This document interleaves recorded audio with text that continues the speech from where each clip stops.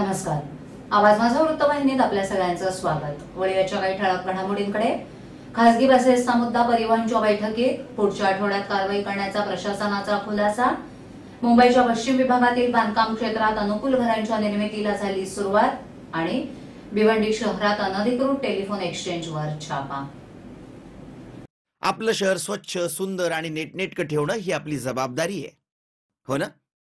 मग उचला फोन आणि विना परवाना होर्डिंग्स, बॅनर्स कुठे दिसले तर 1800-222-108 या टोल फ्री क्रमांकावर कळवा किंवा 750-6946-155 या भ्रमणध्वनीद्वारे आपली तक्रार नोंदवा किंवा महापालिकेने तयार केलेल्या स्टार ग्रेड ॲप्लिकेशनद्वारे आपली तक्रार नोंदवा. त्याची दखल त्वरित घेतली जाईल. कोपरी पूर्व भागातून चालणाऱ्या खासगी बसेसच्या विरोधात वारंवार नागरिकांकडून तक्रार आल्यानंतर आता या खासगी बसेसने आपला मोर्चा ठाणे पश्चिमेकडे वळवलाय. ठाणे स्टेशनच्या आसपास तसंच राममारुती रोडवरून छुप्या पद्धतीनं ही प्रवासी वाहतूक सुरू असल्यानं आधीच वाहतूक कोंडीत असलेल्या या परिसरात अधिक वाहतूक कोंडी झाली आहे. परिवहन समितीच्या बैठकीमध्ये परिवहन सदस्य सचिन शिंदे आणि इतर सदस्यांनी ही बाब परिवहन प्रशासनाच्या निदर्शनास आणल्यानंतर अशा बसेसवर कारवाई करण्याचं आश्वासन प्रशासनाच्या वतीनं देण्यात आलंय. प्रादेशिक परिवहन विभागाच्या अधिकाऱ्यांशी नुकतीच एक बैठक पार पडली असून पुढच्या आठवड्यात कारवाईला सुरुवात करण्यात येणार असल्याचं उपायुक्त संदीप माळवी यांनी स्पष्ट केलं. वाहतूक कोंडीसाठी कारणीभूत ठरलेल्या आणि परिवहन सेवेच्या उत्पन्नावर परिणाम करणाऱ्या खासगी प्रवासी वाहतुकीच्या विरोधात नागरिकांकडून संताप व्यक्त करण्यात येतोय. यासाठी कोपरीमध्ये संघर्ष समितीची स्थापना देखील करण्यात आली आहे. यापूर्वी कोपरी पूर्व इथे ये जा करणाऱ्या खासगी आणि कंपनीच्या बसेस वाहतुकीविरोधात आतापर्यंत ठाणे शहर पोलीस आणि प्रादेशिक परिवहन विभाग अधिकाऱ्यांच्या सांगण्यावरून 2 वेळेला समितीच्या वतीनं आंदोलन स्थगित करण्यात आलं होतं. ठाणे पूर्व येथील सिद्धार्थनगर ते हसीस कॉर्नर परिसरात मोठ्या प्रमाणावर बेकायदा खासगी बसेसची रेलसेल असते. त्यामुळे या परिसरात सकाळी आणि संध्याकाळच्या वेळी वाहतूक कोंडीला कोपरीकरांना सामोरं जावं लागत होतं. त्यातच या ठिकाणांहून बेकायदा प्रवासी वाहतूक करणाऱ्या खासगी बसेसची संख्या दिवसेंदिवस वाढू लागली आहे. या बसेस सर्वाधिक घोडबंदर ते ठाणे स्थानकाच्या पूर्वेकडील भागात हसीस कॉर्नर पर्यंत येत असतात. त्यातच काही दिवसांपूर्वी याच परिसरातील एका ज्येष्ठ नागरिकाच्या अपघातानंतर कोपरीवासियांनी एकत्र येऊन या बस विरोधात आक्रमक भूमिका घेऊन तीव्र विरोध दर्शवला होता. कोपरीमध्ये तीव्र विरोध झाल्यानंतर आता या बसेस ठाणे पश्चिमेकडून घोडबंदर पर्यंत चालवण्यात येत आहेत. त्यामुळे या परिसरात वाहतूक कोंडीमध्ये अधिकच भर पडली आहे.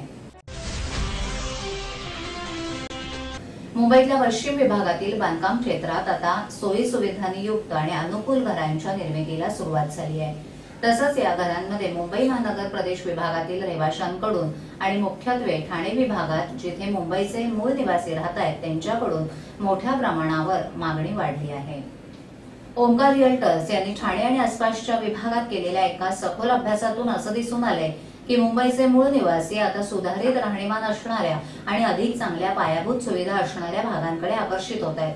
मुंबईच्या वेशीवर राहणारे ठाणेकर जे या भागात जलद गतीने विकसित होणाऱ्या पायाभूत सुविधा अनुभवत आहेत ते आता या विभागात गोरेगाव ते बोरिवली दरम्यान उपलब्ध असणाऱ्या 1 BHK आणि 2 BHK सारख्या किफायतशीर घरांमध्ये गुंतवणूक करण्यास उत्सुक आहेत. या अभ्यासातून असं दिसून आलंय की ठाणेकरांना या विभागात असलेला रस हा मुख्यत्वे गुंतवणूक म्हणून स्वतःचं घर विकत घेताना उपलब्ध असणारी पहिली सुवर्ण संधी साधण्याकडे आहे.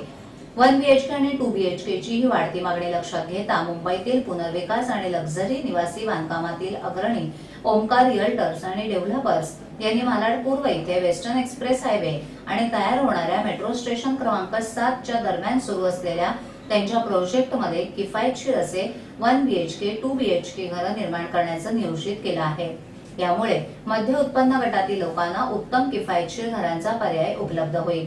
ओमकार रिअल्टर्स अँड डेव्हलपर्सचे संचालक देवांग वर्मा म्हणाले की आम्ही केलेल्या अभ्यासाचा हेतू हा ठाणे जिल्ह्यातील लोकांच्या भावना आणि त्यांच्या घराविषयीच्या गरजा समजून घेणं हा होता. या अभ्यासात असं दिसून आलं की ठाणे जिल्ह्यातील लोकांच्या मागण्या आता वाढतायत आणि त्यांना आता नवीन घरांचे पर्याय शोधायचे आहेत.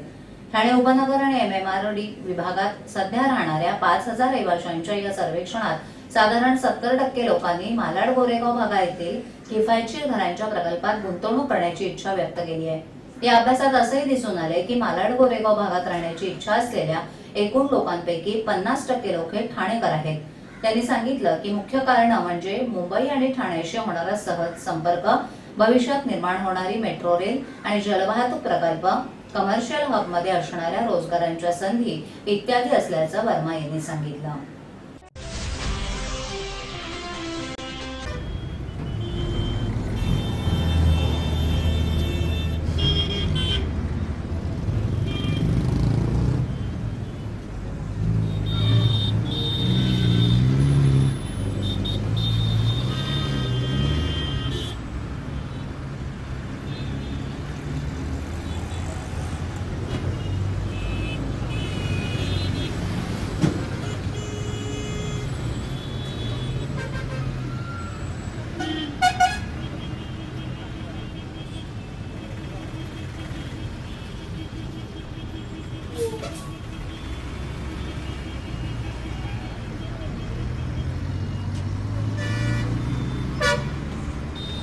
हम यूपीआई को सपोर्ट करते हैं। मेरा देश, मेरा देश, मेरा देश, मेरा देश बदल रहा है, आगे बढ़ रहा है। गुन्हे शाखा युनिट 2 भिवंडीचे वरिष्ठ पोलीस निरीक्षक शीतल राऊत यांना भिवंडी शहर परिसरात अनधिकृत टेलिफोन एक्सचेंज सुरू असून परदेशातून येणारे आंतरराष्ट्रीय व्हीओआयपी कॉल हे अनधिकृत सिम बॉक्सचा वापर करून त्यामध्ये भारतीय कंपनीचे सिम कार्ड्स वापरून भारतातील इच्छित मोबाईल नंबरवर कॉल केले जातात असल्याची माहिती प्राप्त झाली होती.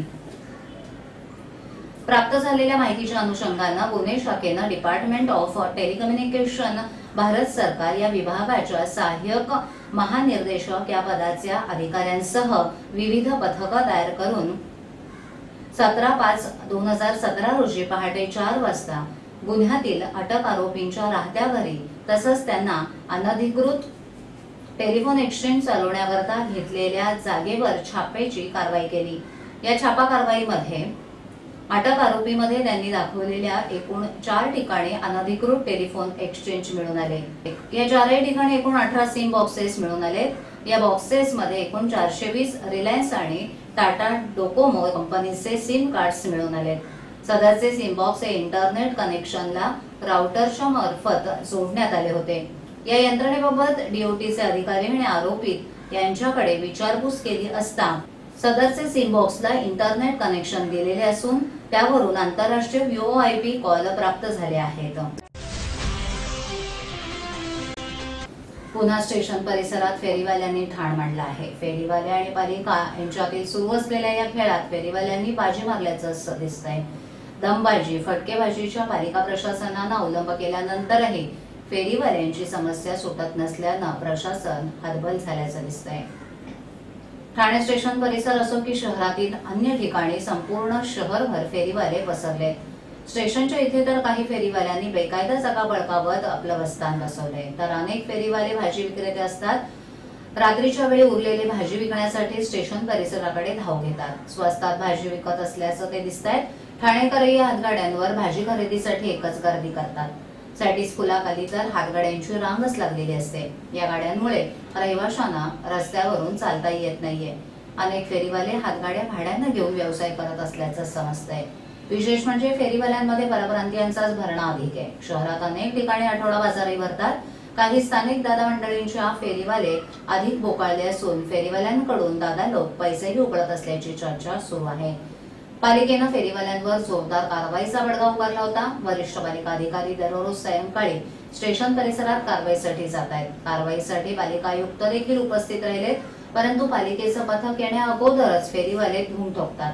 मात्र सकाळ ते दुपारपर्यंत फेरीवाले सॅटिस पुलाखाली बिनदिक्कतपणे व्यवसाय करत बसलेले दिसत आहेत. फेरीवाल्यांना याबाबत कोणतीही भीती नसल्याचं यावरून दिसतंय. आजच्या ठळक घडामोडी शेवटी पुन्हा एकदा. खासगी बसेसचा मुद्दा परिवहनच्या बैठकीत. पुढच्या आठवड्यात कारवाई करण्याचा प्रशासनाचा खुलासा. मुंबईच्या पश्चिम विभागातील बांधकाम क्षेत्रात अनुकूल घरांच्या निर्मितीला झाली सुरुवात. आणि भिवंडी शहरात अनधिकृत टेलिफोन एक्सचेंजवर छापा.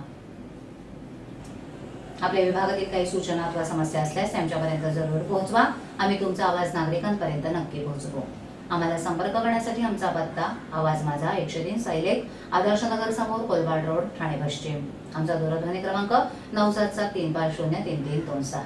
आमचा ईमेल आयडी awazmaza.tvnews@gmail.com. आवाज माझावरील एखादी बातमी वाचून गेली असल्यास युट्यूबवर ती तुम्ही पाहू शकता. तर मग उद्या पुन्हा भेटू याच वेळी याच ठिकाणी काही नवीन घडामोडींसह आवाज माझा वृत्तवाहिनीत. तोपर्यंत नमस्कार.